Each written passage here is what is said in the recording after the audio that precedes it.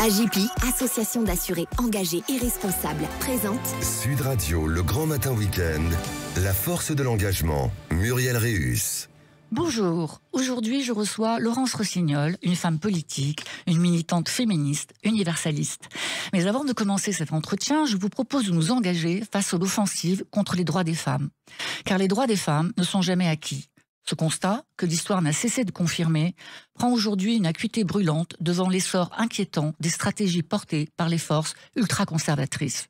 De New York à Buenos Aires, de Washington à Rome, un même mouvement se dessine.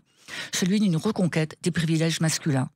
Dirigée par des figures politiques influentes et des courants réactionnaires structurés, cette dynamique internationale vise à restaurer un ordre patriarcal où les femmes ne seraient plus que des subordonnées assignées à la maternité et aux tâches domestiques. Les adversaires des droits des femmes ne se contentent plus de débats nationaux. Ils investissent des arènes internationales, infiltrent les institutions et s'attaquent aux accords entre pays qui protègent les droits des femmes. Ils sapent les financements destinés au programme de santé des femmes, réduisent les aides aux ONG féministes et imposent une réécriture du langage institutionnel pour effacer les références aux inégalités de genre. L'objectif est limpide, rendre invisible la domination masculine pour mieux la restaurer. Lorsqu'un dirigeant comme Javier Milei en Argentine détricote les politiques publiques de protection des femmes, il envoie un signal à tous les réactionnaires du monde. Ce qui a été gagné peut être défait. Aux États-Unis, l'administration conservatrice a non seulement révoqué le droit fédéral à l'avortement, mais a également procédé au retrait massif des aides au développement des programmes de droits des femmes. Parallèlement, les politiques d'inclusion et de diversité sont supprimées des institutions et des entreprises publiques. Ce qui semblait inébranlable peut vaciller. C'est un encouragement à tous ceux qui, en Europe, rêvent d'un retour en arrière. Déjà, des pressions diplomatiques s'exercent pour remettre en cause les législations progressistes. Déjà, des gouvernements populistes, de l'Italie de Meloni à la Hongrie d'Orban, reprennent les mêmes discours sur la famille traditionnelle et la nécessité de contrôler le corps des femmes. Face à cette menace, la France a un rôle à jouer. En s'engageant pleinement dans une diplomatie féministe, elle a pris la tête d'un front de résistance qui regroupe aujourd'hui 17 pays, bien au-delà du cercle européen. Il s'agit d'un combat à la fois politique et opérationnel. Il faut tenir la ligne, parce que chaque droit qui recule quelque part dans le monde fragilise celles qui se battent ailleurs. S'engager contre cette offensive méthodique et mondiale contre les femmes, c'est comprendre qu'il ne s'agit pas d'un débat d'idées, mais d'un enjeu vital pour des millions de femmes. C'est refuser de céder du terrain, ici et ailleurs. C'est se battre inlassablement pour que l'avenir ne soit pas un passé recomposé. Ce matin, je reçois Laurence Rossignol, ex-ministre des Familles, de l'Enfance et des Droits des Femmes, sénatrice du Val-de-Marne, membre de la Commission des Affaires sociales du Sénat et de la délégation aux droits des femmes et à l'égalité des chances. Vous êtes, je peux le dire, Laurence, notre modèle à toutes, dans cet engagement qui est le vôtre depuis tant d'années auprès et pour les femmes. Alors, merci d'avoir accepté mon invitation. Vous avez consacré, comme je viens de le dire d'ailleurs, une grande partie de votre vie politique à la défense des droits des femmes et des enfants. Quel a été le déclic de cet engagement ? Bonjour, merci à vous de m'avoir invité ce matin avec vous. Est-ce que j'ai eu un déclic ? Je suis pas sûre d'avoir eu un déclic. J'ai l'impression d'être presque née avec les lunettes de genre. C'est-à-dire d'avoir toujours vu les inégalités entre les filles et les garçons, vu mes copines d'école qui devaient faire les lits de leurs frères avant de partir à l'école, ce que je trouvais totalement scandaleux. Et puis j'ai été élevée dans un milieu avec des femmes engagées sur le plan féministe également, enfin qui avaient une réflexion féministe, une approche féministe. Et pour moi c'était une espèce d'évidence, c'est que quand on observe les inégalités, il y en a une qui vous saute aux yeux parce qu'elle est dans votre quotidien, dans votre vie de tous les jours. C'est l'inégalité entre les filles et les garçons. Et je la supportais très mal. Et donc, assez vite, je suis entrée en rébellion, parce que l'adolescence est un âge de rébellion.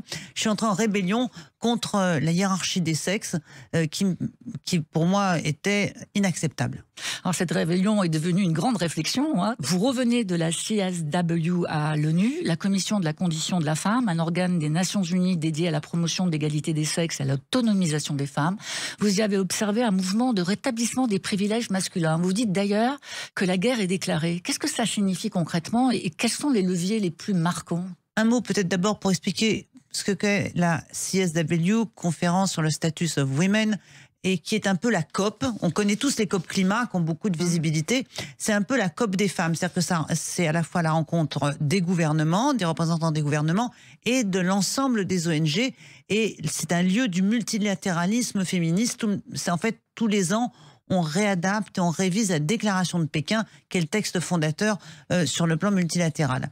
Ce que j'ai vu est effectivement très très préoccupant. Bien entendu, les pays qui sont très réticents, très en retard en matière d'égalité entre les femmes et les hommes sont là, mais sont aussi là les femmes féministes de ces pays qui viennent pour parler de la condition des femmes dans leur pays. Et ces pays-là, aujourd'hui, ont trouvé leur porte-parole mondiale.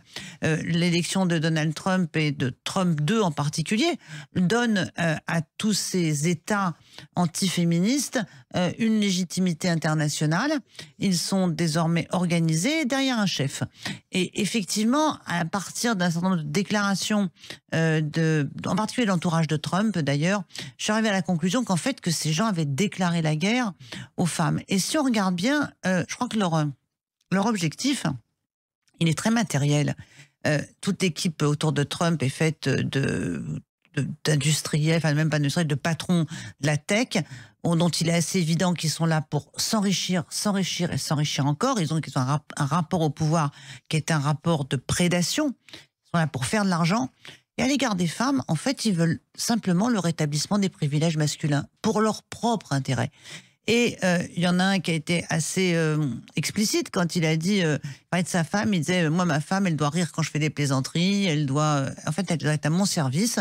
Il a dit en fait que leur combat contre les droits des femmes, c'est un combat déjà pour dominer leurs propres femmes. Et c'est maintenant à une échelle vraiment importante.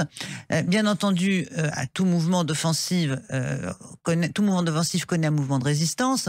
Et c'est vrai, vous l'avez évoqué, la France joue un rôle important. Depuis à peu près une dizaine d'années, s'est développé le concept de démocratie féministe. Au début, on trouvait que on savait pas bien comment ça allait s'incarner, ce que ça voulait dire. Et puis maintenant, au fil du temps, ça a été porté par les différents ministres des Affaires étrangères et les ministres en charge de l'égalité.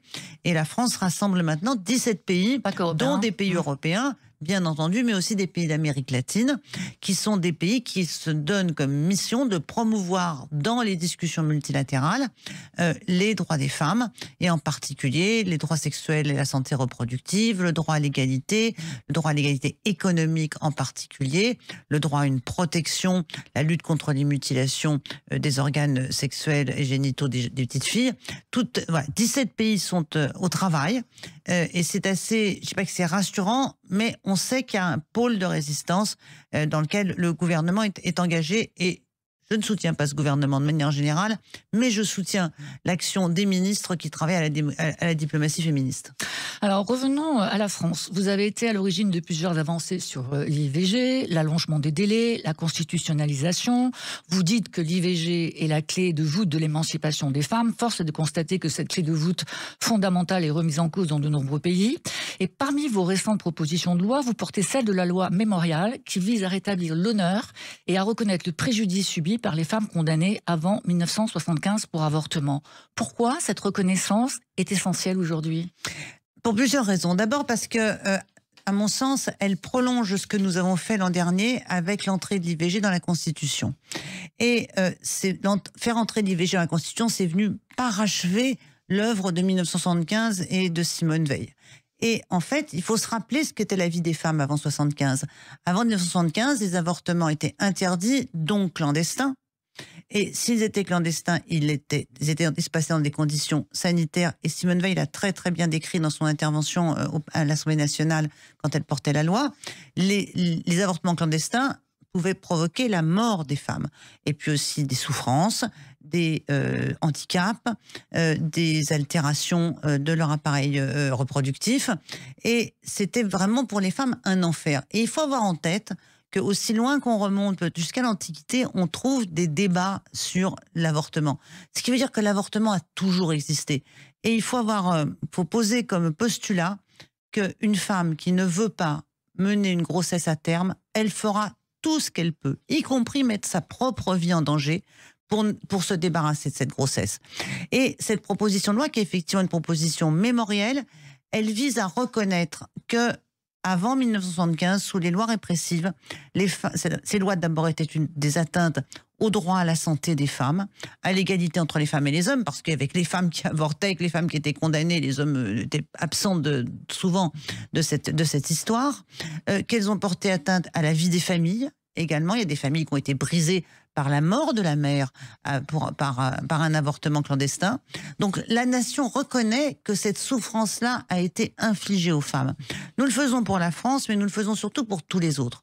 Parce qu'effectivement, il y a un mouvement en France assez minoritaire et marginalisé, mais très fort dans d'autres pays, aux États-Unis par exemple, qui est un mouvement qui se dit... que nous on qualifie d'un mouvement anti-choix, un mouvement pour l'interdiction de l'avortement. Et il faut toujours rappeler à ces gens qu'en fait, ce pourquoi ils se battent, c'est pas pour qu'il n'y ait plus d'avortement, c'est pour qu'on revienne aux avortements clandestins, pour qu'on revienne aux infanticides.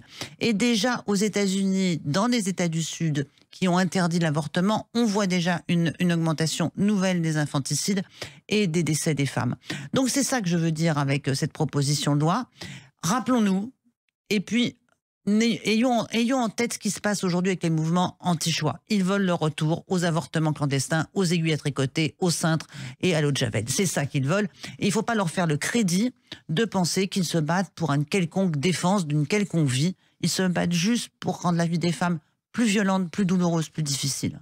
Alors la vie des femmes est difficile, hein, un peu partout dans le monde, et la vie des enfants n'est pas davantage facile. D'ailleurs, vous portez 2 propositions de loi majeures en faveur des enfants. L'une visant à aménager le délit de non-représentation d'enfants, notamment pour éviter que des mères protectrices se retrouvent injustement séparées de leurs enfants, ce qu'on voit régulièrement dans les associations. Et l'autre interdisant l'apologie des violences faites aux enfants. Ces violences faites aux enfants qui restent souvent invisibilisées, reléguées à l'indifférence. Qu'est-ce qui, selon vous, freine une réelle prise de conscience des actions? Quelles devraient être les priorités absolues pour garantir une réelle protection de l'enfance en France à la hauteur de ces enjeux? C'est vrai que c'est plus difficile de porter la défense des enfants que de porter celle des femmes aujourd'hui. Pourquoi ? Il y a une espèce de consensus général pour dire « Ah oui, c'est pas bien de faire du mal aux enfants », mais qui ne va pas au-delà de cette phrase toute faite. Pourquoi ? Parce que en fait, je suis arrivée à la conclusion que défendre les droits des enfants, c'est en fin de compte très, très subversif. C'est très subversif parce que c'est... s'attaquer, c'est mettre en cause la structure familiale traditionnelle, qui est la structure patriarcale, dans laquelle les enfants doivent obéissance à leurs parents, et surtout ces structures familiales qui sont supposées préparer des individus à être aussi dociles dans la société qu'on voudrait qu'ils soient dans la famille. Et puis, il y a quand même beaucoup d'inceste. On dit qu'il y a 3 enfants par classe qui sont victimes d'inceste ou d'attouchement sexuel dans leur milieu familial. Et quand les chiffres sont aussi énormes, on ne peut pas s'empêcher de penser qu'il y a des gens, des pères, le plus souvent, pour lesquels le silence, l'omerta, la peur des enfants est en fin de compte un bon moyen de continuer leur action de prédatrice sur les enfants. Donc il y a quelque chose de très subversif à parler des droits de l'enfant. Et je crois que c'est pour ça que c'est aussi difficile. Et puis il y a probablement le fait que ça bouscule totalement les représentations qu'on a de la famille. On dit toujours que la famille est le lieu de la solidarité, le lieu de la protection, que les enfants sont protégés en famille. Eh bien en fait non, parce que la famille est le premier endroit dans lequel les enfants sont exposés aux violences physiques, psychologiques et sexuelles. Donc on va, en disant ça, on dérange terriblement par rapport aux représentations qu'on voudrait garder de tout ce que la cellule familiale peut apporter à l'individu. Pour certains individus, elle est effectivement très protectrice, fort heureusement pour une majorité d'individus, mais pour d'autres enfants, elle est terriblement dévastatrice. C'est pour ça que moi j'ai initié la loi contre les punitions corporelles dans le Code civil, qui a été adoptée après que je l'ai initiée. Elle a mis 2-3 ans quand même pour aboutir. Ça, là aussi, on dérangeait. Et puis je vois parfois des gens qui vous disent, j'ai un préfet qui dit ça, genre, elle avait investi d'une fonction d'autorité, qui dit oui, les enfants c'est pas compliqué, 2 claques et au lit. Ben non, de claques, nous, on passe notre temps à dire c'est fini de claques. On peut élever des enfants sans les frapper. L'autorité ne passe pas par la domination physique, par les violences ou par l'humiliation. Et quand je vois des gens qui font l'apologie des violences et qui veulent dire restaurer les punitions corporelles comme méthode d'éducation, je me dis stop. Voilà, il faut dire à tous ces gens que non, on ne peut pas dire ça. Ce qu'il faut dire aujourd'hui, c'est absolument l'inverse, c'est que les violences exercées sur les enfants, toute leur vie, ils vont les traîner avec eux. Toute leur vie, ça va être un fardeau. Alors sur les violences sexuelles, c'est un petit peu aussi très tabou. On se demande s'il y a une réelle volonté politique, il y a des résistances culturelles, des tabous persistants. On légifère sur ces violences sexuelles par petits bouts, un article ici, un amendement là. Traiter de ce sujet de manière globale et ambitieuse semble toujours confronté à de nombreux freins. Est-ce que, selon vous, il faut une grande loi intégrale à l'image de celle portée sur les violences conjugales? Oui, vous l'avez très bien dit. On a légiféré au cours des dernières années, mais on légifère un article, 2 articles. On glisse ça dans le code pénal ou dans le code civil, et puis après on espère que tout ça va pas être trop bancal. Et puis en fait, on ne traite jamais la globalité. Les violences, c'est à la fois un sujet de prévention, un sujet d'ambition. Voilà, il faut se donner des objectifs, un sujet de réforme législative, mais aussi de pratique des politiques publiques et de moyens consacrés aux violences. Ça, si on veut prendre tout ça, ça s'appelle une loi cadre, une loi d'orientation. Une 60aine d'associations féministes en ont élaboré une, qu'elles l'ont mise dans le débat public. Moi-même, présidente de l'Assemblée des femmes, je suis signataire pour mon association dans cette coalition. Et aujourd'hui, il faut que le gouvernement s'en empare, parce qu'on n'est pas dans le domaine de la proposition de loi, c'est trop gros, c'est trop volumineux, il faut des moyens qu'on n'a pas en proposition de loi. Donc, on a interpellé le gouvernement. Il se trouve que la ministre Aurore Bergé a répondu à l'interpellation et qu'elle a pris une initiative que je trouve vraiment vraiment bien. C'est qu'elle a réuni pour la première fois cette semaine, et il y aura d'autres réunions, l'ensemble des groupes parlementaires de l'Assemblée nationale et du Sénat pour travailler ensemble sur cette loi que le gouvernement pourrait porter, si elle obtient les arbitrages, je le souhaite, qui sont nécessaires, sur une grande loi d'orientation contre les violences sexuelles. On en a besoin, le soutien du gouvernement est bienvenu, il n'y a plus qu'à espérer que le gouvernement ait aussi les moyens nécessaires pour mettre ça en œuvre. Alors on arrive à la fin de cet entretien, très intéressant. Après toutes ces années de combat et d'engagement, quel est votre plus grand espoir pour les générations futures? Quel monde on peut souhaiter leur léguer? Écoutez, on est dans une période qui est tellement difficile, tellement inquiétante pour les générations futures. Je leur souhaiterais d'abord de vivre sur une planète vivable. Je crois que les questions écologiques, de perte de biodiversité, de climat sont des questions majeures. Et j'espère que ces questions-là seront traitées et que cette planète vivable sera décidée collectivement de façon à permettre aux individus, aux familles, aux enfants, aux femmes, aux hommes, de se projeter dans un avenir qui est un avenir heureux pour chacun d'entre eux. Et un avenir heureux, c'est un avenir égalitaire, un avenir de respect des droits de chacun. C'est un avenir dans lequel la loi du plus fort n'est pas la loi du quotidien. Merci Laurence Rossignol pour cet entretien. Merci et je vous dis à la semaine prochaine. Sud Radio, le grand matin week-end, la force de l'engagement, Muriel Réus. Avec AGEPI, association d'assurés engagés et responsables.